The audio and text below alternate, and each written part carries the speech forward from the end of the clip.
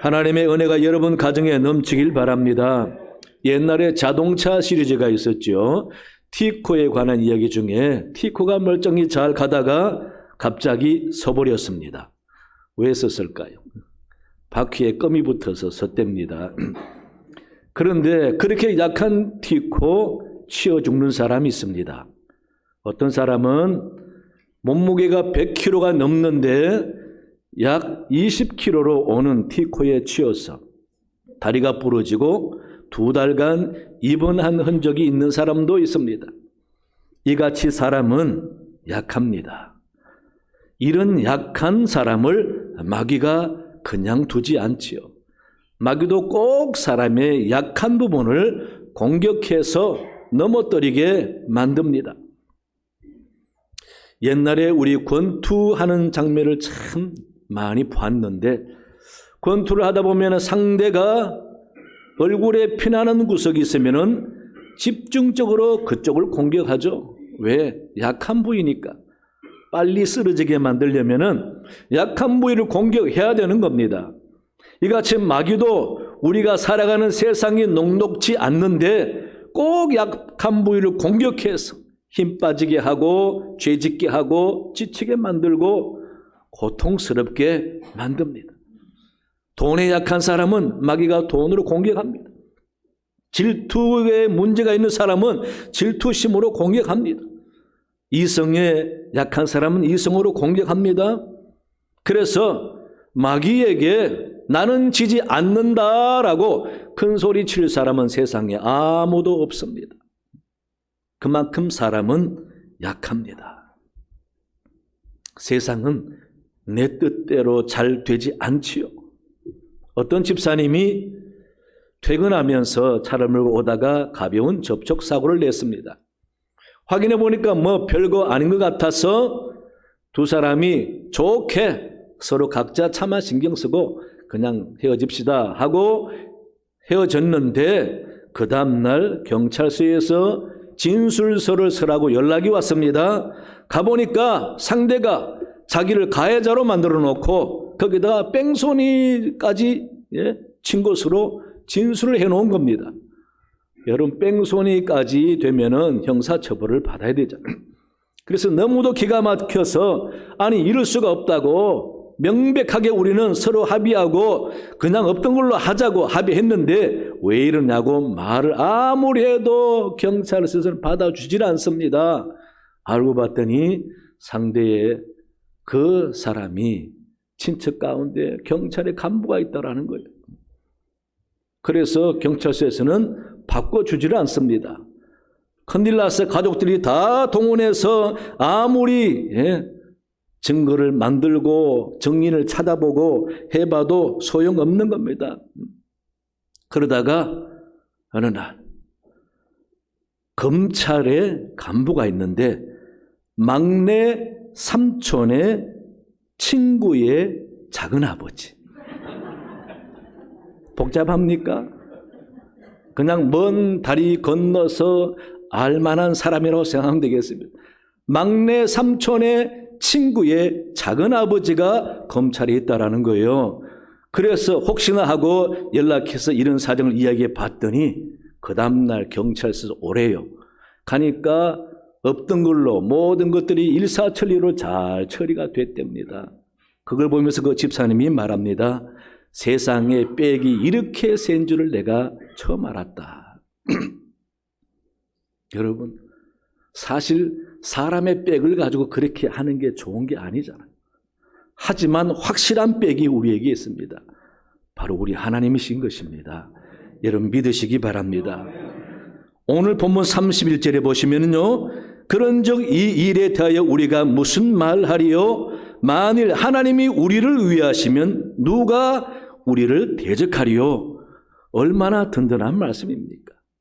하나님이 우리를 위하시면 누가 우리를 대적하겠는가? 사람의 빽이 아니라 하나님의 빽이 있는 사람들이니 우리가 뭘 겁내고 두려워하겠는가라는 말씀입니다. 우리가 험난한 세상 살아가다 보면은 참으로 든든한 빽이 내 편이 되어준다는 것이 얼마나 복인지 모릅니다. 그런데 하나님이 우리 편이 되어주신대요. 따라서 삶이 힘들고 어려워도 힘을 나게 하는 진실이 우리에게 참 많습니다. 우리는 절대 낙심할 필요 없습니다. 좌절할 필요 없습니다. 두 손 늘어뜨리고 못 살겠다 할 필요 없습니다. 하나님이 우리에게 힘나게 하는 사실들 많이 은혜로 주셨어요. 과연 인생을 힘나게 하는 하나님의 진실이 무엇일까라고 할 때에 참 많지만 오늘 세 가지만 말하면요. 첫째는요, 우리의 죄를 용서해 주셨어요. 여러분, 죄를 용서해 주셨다는 것이 뭐 그렇게 대단한가? 아니에요. 죄가 있기 때문에 인생이 어두운 것을 많이 보게 됩니다. 33절 보시면 누가 능히 하나님께서 택하신 자들을 고발하리요 의롭다 하신 이는 하나님이시니 라고 말씀하십니다. 하나님께서 우리 죄를 다 청산해 주셔서 의롭다고 인정해 주셨는데 누가 우리를 정죄하느냐 그 말입니다.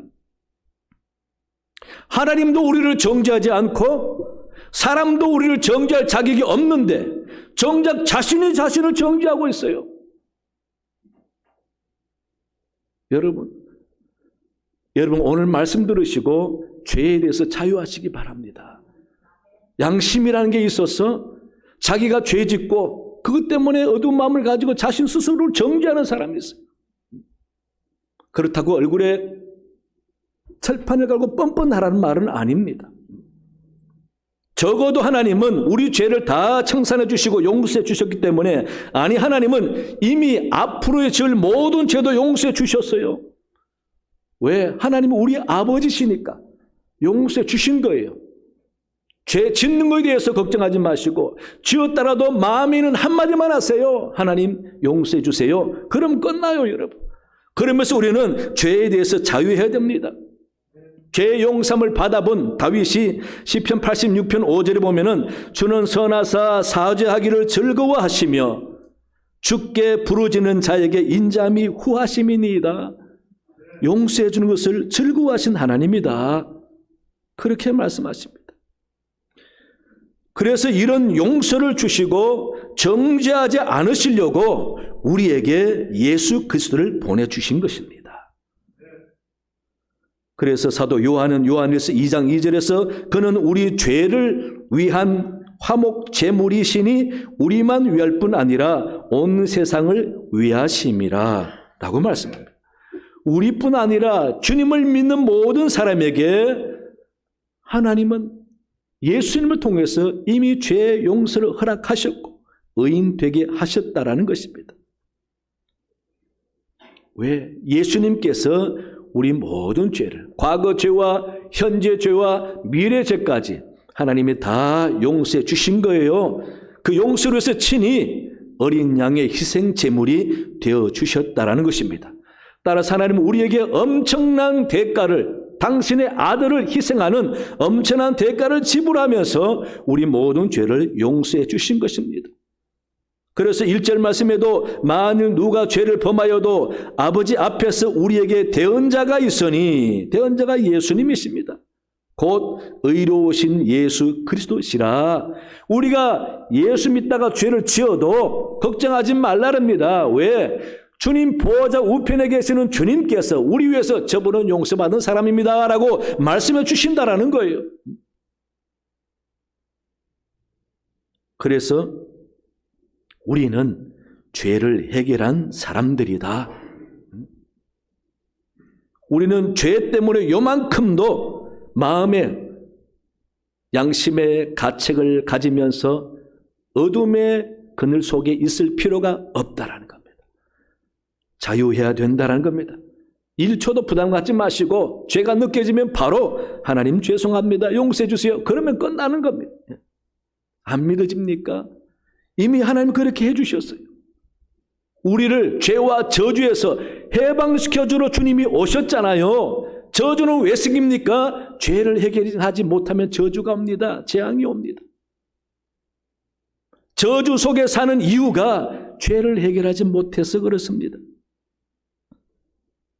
저주 속에 살던 여인이 있었습니다. 요한복음 4장에 바로 사마리아 수가성 우물가에서 만난 여인입니다. 주님이 그 여인을 만났는데 이 여인은 말할 수 없는 죄의 저주로 인해서 남편 5이나 바꾸었습니다. 자기도 어쩔 수 없는 삶을 살은 거죠. 누가 남편을 바꾸기를 좋아하겠습니까? 예? 그것도 한두 번도 아니고. 예? 그러니 동네에서 죄인 취급하고 저주받은 여인이요 더러운 여인으로 봅니다. 그러니 사람 눈이 싫어서 남들 다 낮잠 자는 정오에 물기르러 오는 겁니다. 죄로 인해서 저주받은 그 여인이 주님을 만났습니다. 그런데 여러분, 주님 만남 자체가 이미 은혜인 거예요. 주님은 그 여인을 특별히 내 죄를 용서한다라는 말 한마디 하시지 않았습니다. 그냥 그녀와 만나 이야기하면서 주님 당신이 누군지를 알려주었습니다.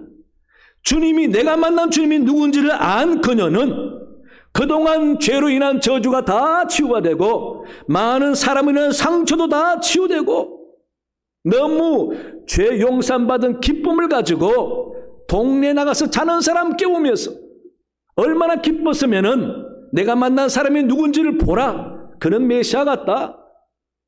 그래서 동네 사람들 다 예수님 만났습니다.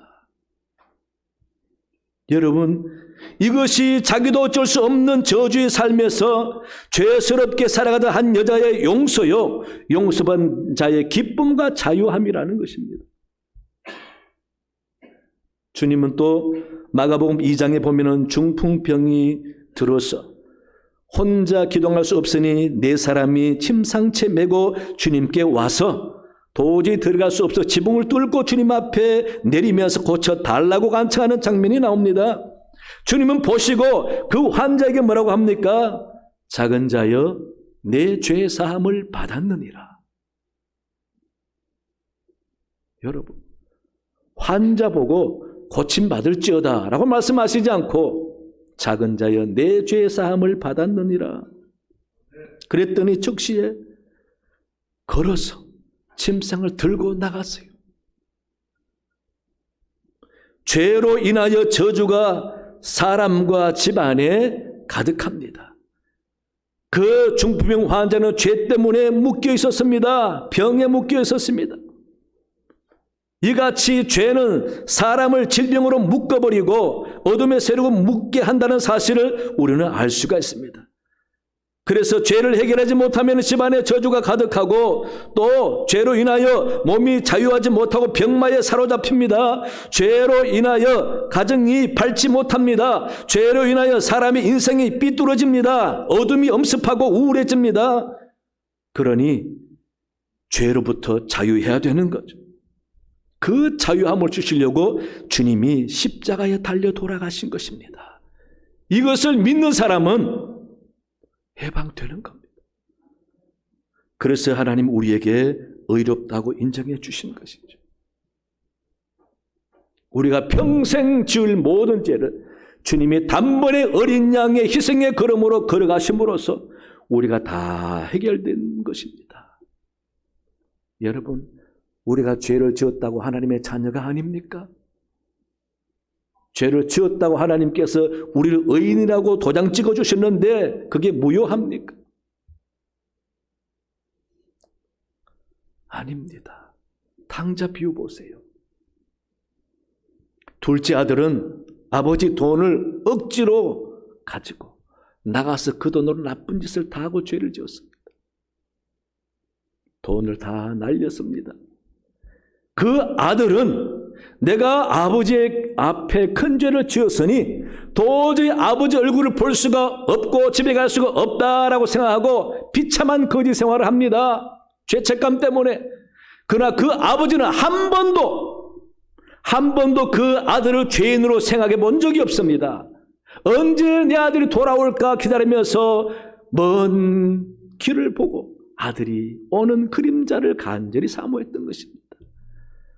그 아버지에게서는 죄를 지어도 내 아들이요, 안 지어도 내 아들이요, 실수해도 내 아들인 것입니다. 그러나 정작 그 아들은 자신을 정죄하면서 아버지를 볼 수 없는 자신을 정해버리고 집에 오지 못하는 겁니다.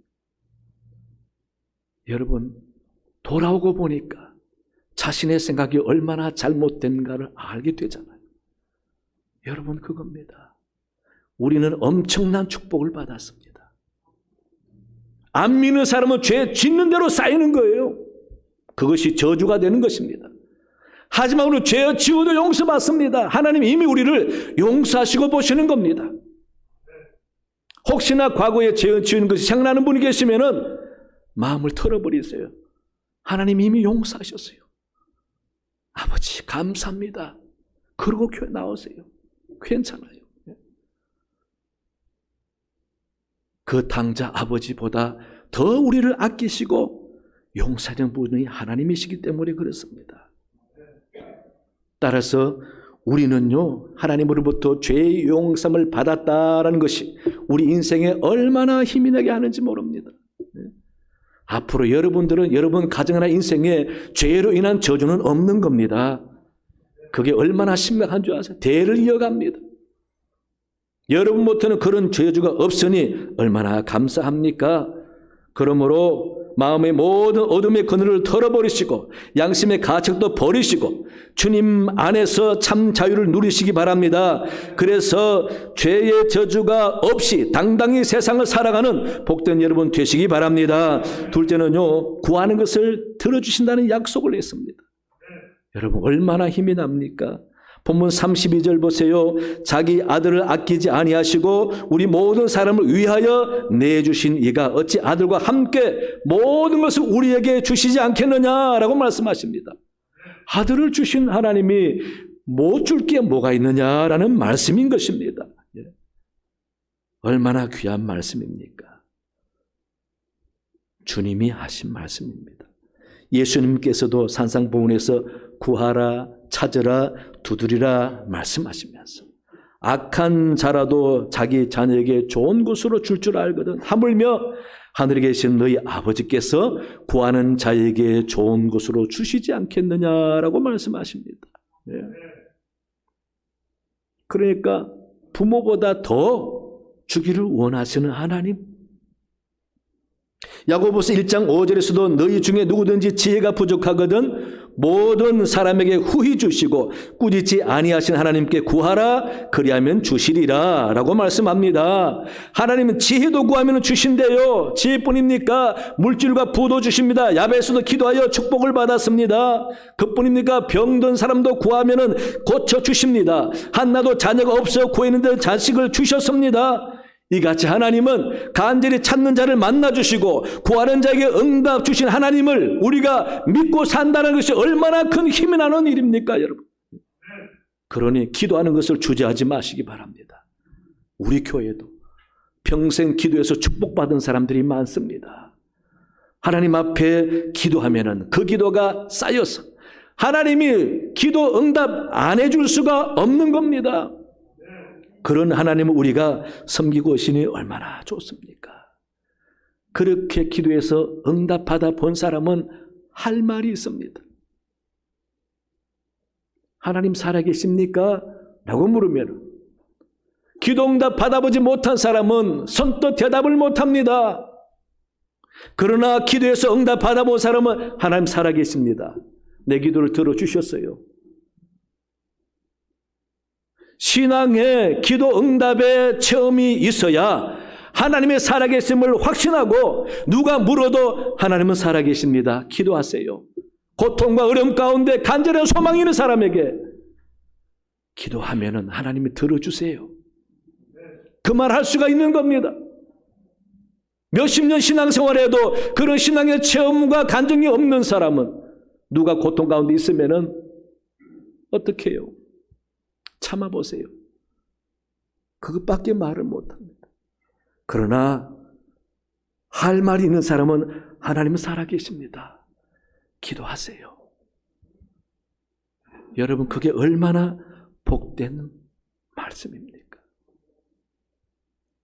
하나님은 우리의 기도를 들어주신다는 것. 그래서 기도 응답에 체험이 있는 것.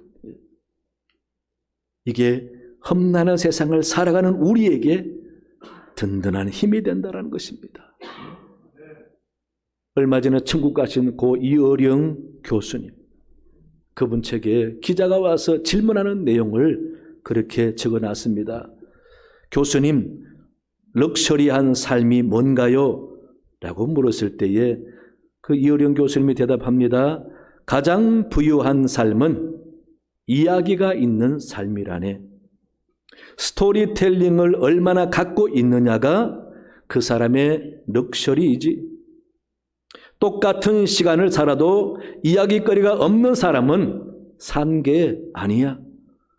스토리텔링이 럭셔리한 인생을 만들어 라고 말했습니다.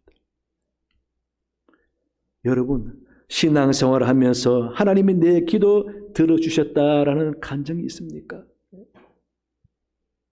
그게 없는 사람은 불쌍한 사람입니다. 성경 읽어보세요. 하나님은 구하라, 부르짖어라, 기도해라. 그러면 들어준다라는 약속을 얼마나 많이 했습니까? 하나님은 그렇게 기도하면 들어준다고 했는데도 기도할 줄 모르고 기도 응답의 체험이 없다라면 여러분 얼마나 답답하겠습니까? 하나님 보시기. 따라서 신앙생활에 참 럭셔리한 삶, 부유한 삶이란 하나님께 기도해서 응답받아본 경험이 있어서 자신 있게 하나님 살아계십니다 라고 말할 수 있는 인생이 가장 럭셔리한 삶이라는 것입니다. 여러분 믿으시기 바랍니다. 그게 신앙생활이에요. 하나님이 살아계시지 않고 기도도 응답해 주지 않는다면은 우리가 하나님 앞에 무엇을 기대하고 신앙생활을 합니까? 그래서 하나님께서는 우리 보고 부르짖으라고 말씀하십니다. 어떤 상황 속에서도, 죽음이 임박한 상황 속에서도 하나님께 구하여 기도하면 하나님께서 우리를 건져주시고 인도해 주실 뿐 아니라 우리의 소원도 들어주시는 것입니다. 여러분, 기도를 소중히 여기시기 바랍니다. 꾸준히 기도해 보시기 바랍니다. 기도 생활이 삶이 되게 해보시기 바랍니다. 하나님이 들어주시는 것을 경험하게 됩니다. 그런 경험들이 우리 인생 험난한 삶을 살아가는데 얼마나 큰 힘이 되겠습니까? 기도가 인생의 힘이다 라고 말할 수 있는 여러분의 삶이 되시기를 간절히 원합니다. 세 번째는요, 지극한 사랑을 보여주셨어요. 본문 35절 말씀을 보시면은 누가 우리를 그리스도의 사랑에서 끊으리요? 환난이나 곤고나 박해나 기근이나 적신이나 위험이나 칼이랴 라고 말씀하고 있습니다. 세상 그 어떤 것도 하나님 우리 향한 사랑을 끊을 수가 없다. 39절에서도 다른 어떤 피조물이라도 우리를 우리 주 그리스도 예수 안에 있는 하나님의 사랑에서 끊을 수가 없느니라. 여러분, 강조하고 반복해서 하나님의 사랑이 우리를 끊을 수 없다라고 말씀하고 있습니다. 이 하나님의 사랑을 여러분 확신하시기 바랍니다. 세상을 살아가면서 항상 감사하고 감격하고 늘 생각해야 할 주제가 있다면 하나님의 사랑입니다. 하나님의 사랑은 내가 상상도 못할 상상을 초월한 사랑으로 우리를 사랑하십니다. 그러니 현재의 삶의 처지가 어렵다고 해서 하나님의 사랑을 결코 의심하면 안 됩니다. 믿어야 합니다. 자녀를 사랑하는 부모보다 더 우리를 사랑하신다고 그랬습니다. 이런 얘기가 있어요. 어느 날 한 동물학교에 아이들이 소풍을 가는데 엄마들이 소풍 잘 갔다 오라고 도시락을 싸서 보내는데 토끼 엄마가 보니까 자기 아이가 도시락을 안 들고 갔습니다. 허겁지겁 막 뛰어갔습니다. 한참 학교로 가다 보니까 다람쥐 엄마도 도시락 들고 오면서 토끼 엄마, 우리 애도 도시락 안 가져갔어요. 제가 급한 일이 있는데 좀 제 아이에게 이 도시락 전해주실랍니까? 라고 이야기하니까 그 토끼 엄마가 그래요, 그렇게 할게요. 그런데 당신 아이가 어떻게 생겼죠? 라고 물으니까 그 다람쥐 엄마가 자신 있게 대답합니다. 염려 마세요. 우리 딸은요, 그 반에서 제일 예뻐요. 라고 말하는 거예요. 그래서 그 말 듣고 토끼 엄마가 갔습니다. 반에서 그 다람쥐 아이를 찾았게요? 못 찾았게요? 못 찾았습니다. 왜? 토끼 엄마 생각해도 자기 딸이 그 반에서 제일 이쁜데 엄마들은 다 자기 딸이 이쁘다고 생각합니다. 절대 객관적으로 안 봅니다. 여러분, 그게 엄마의 사랑이죠. 부모의 사랑입니다. 내가 어떤 형편에 처해 있어도 부모 사랑은 어떻게 할 수 없습니다. 죄를 지어도 그 부모는 나를 사랑합니다. 모든 사람이 나를 정죄해도 그 부모는 나를 사랑합니다. 하나님의 사랑이 그보다 크다라는 겁니다. 여러분, 사람 믿지 마세요. 이 세상에서 가장 그럴듯한 거짓말이 두 가지 있다면 너만을 영원히 사랑해. 믿지 마세요. 그리고 너는 나만 믿어. 그 말도 믿지 마세요. 여러분, 진짜 영원히 사랑할 수 있는 사람은 세상에 없습니다. 부모가 그렇게 반대해도 약을 3번까지 먹어가면서 협박한 자식이 그 여자와 결혼해서 살았는데 몇 년 못 살고 이혼한 사례가 많습니다. 아무리 영원히 사랑한다고 고백해도 살아가다 보면은 나도 모르게 그 마음이 식었어. 나중에는 거짓말합니다. 여러분, 이같이 사람은 큰 소리 치지만은 그 마음 영원할 수가 없습니다. 사람을 믿을 수가 없습니다. 요즘 유튜브 보니까 박정희 대통령 시리즈가 많이 뜨더라고요. 박 대통령이 시해당할 때에 어떻게 됐습니까? 경호실장부터 비도해서 다 도망갔습니다. 누가 쐈습니까? 가장 박정희 대통령에서 돈 많이 받고 가장 신임하는 사람이 그를 쐈어요. 세상은 이렇습니다.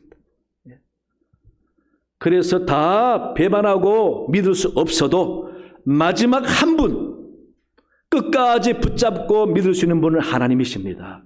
믿으시기 바랍니다. 그래서 우리는 사람에게서 힘을 얻으려고 하지 말고 사람에게서 위안을 찾으려고 하지 말고 하나님을 의지하면서 하나님께 맡기고 그분에게서 힘을 찾아야 하는 것입니다. 물론 사람에게서 좋은 사람도 많이 있어요. 감동이 되는 사람도 많이 있습니다. 하지만은 영원하지가 않습니다. 심각한 상황이 닥치면은 믿었던 친구도 배신합니다. 그러나 하나님은 영원합니다. 비록 험난한 세상에 고난과 시련이 있어도 하나님을 신뢰하세요. 그 고난이 복이 될 때가 옵니다. No cross, no crown이라는 서양 말도 있습니다. 고난이 없으면 영광도 없다라는 말. 본문 36절 보세요. 기록된 바 우리가 종일 주를 위하여 죽임을 당케 되며 도살할 양같이 여김을 받았나이다. 함과 같으니라. 그러나 그래도 하나님은 우리 향한 사랑은 변함없다라는 것입니다. 그래서 우리가 세상은 못 믿고 사람은 믿을 수 없어도 우리 하나님을 믿고 어떤 고난과 어려움 속에서도 주님을 신뢰하면서 기도하며 버티다 보면은 나중에 하나님이 크게 은혜 주시고 영광을 줄 때가 옵니다. 그 고난이 내가 져야 할 십자가라면은 하나님의 그 고난을 통해서 반드시 선한 목적을 이룰 날이 온다라는 것입니다. 따라서 고난은 벌이 아닙니다. 하나님의 역사를 위한 과정입니다. 축복의 통로입니다. 여러분 믿으세요. 하나님은 내가 이해하지 못하는 차원으로 우리에게 은혜 주시고 복을 주십니다. 미국에 9.11 테러가 있기 일주일 전에 그 미국 월드 트레이드 센터에서는 한 회사에서 약 300명 가까이 직원을 해고했다고 합니다. 해고당한 직원은 갑자기 일터를 잃어버리고 다시금 그 무역센터에 출근한 일이 없었습니다. 무역센터를 멀리서 바라보면서 안타까운 마음을 가졌죠. 하지만 일주일 후에 무너지는 무역센터를 보면서 하나님 감사합니다. 여러분, 우리는 내일을 알 수가 없습니다. 지금 망할 상황이라고 해서 영원히 망하는 것이 아닙니다. 하나님은 우리 편이십니다. 여러분 믿으시기 바랍니다. 우리가 살아가는 이 세상 비록 참 힘들고 험난합니다. 신경을 많이 써야 하고 애써서 버텨야 하고 아슬아슬하게 이기면서 나가야 하고 그러면서 사람들 때문에 힘들고 많은 난관이 있지만은 그러나 힘나게 하는 진실이 있습니다. 하나님은 분명히 우리와 함께 하십니다. 여러분 믿으세요. 우리 하나님께서는 내 기도를 들으십니다. 우리를 의롭다고 만들어 주셨고 하나님의 자녀 삼아 주셨어요. 그리고 하나님께서는 우리의 모든 앞길에 무슨 어려움이 있어도 끝까지 우리를 버리시지 않고 사랑하십니다. 그 사랑이 내게 힘이 된다라고 믿으시면서 하나님께서 약속하신 놀라운 이 진실이 우리 인생의 힘이 되어서 끝까지 승리하며 사는 복된 여러분 되시기를 간절히 축원합니다. 하나님 아버지 감사합니다. 이 세상이 참으로 어렵습니다. 하지만 힘든 인생에 우리가 힘을 낼 수 있고 든든히 여길 수 있는 하나님의 약속된 진실이 있음을 우리가 확인했습니다. 이 사실을 힘으로 삼아 비록 힘들고 어렵지만은 든든히 당당하게 살아가는 복된 사람들 되게 도와주시옵소서. 감사하며 예수님 이름으로 기도하옵나이다. 아멘.